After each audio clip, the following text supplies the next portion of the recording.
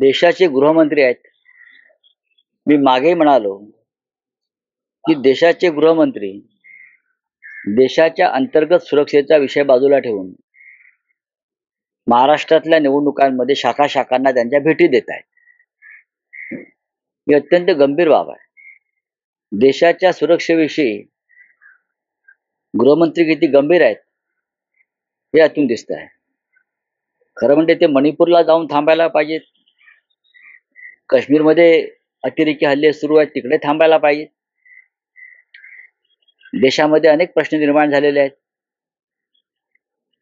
लडाखमध्ये चीनचं सैन्य घुसलंय आतमध्ये, अरुणाचलला घुसलंय, तिकडे जाऊन त्यांनी पाहणी करायला हवी.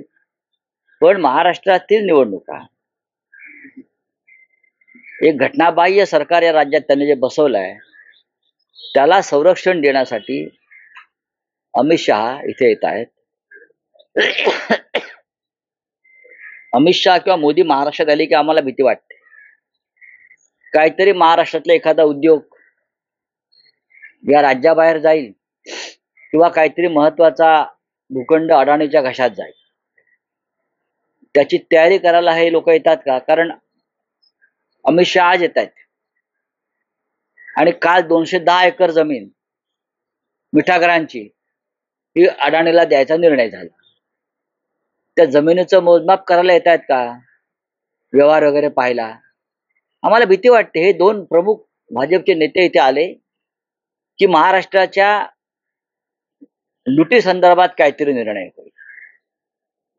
देशाच्या गृहमंत्र्यांनी कोणतं काम केलं पाहिजे या संदर्भात संविधानामध्ये काही नियम आणि विषय आहेत.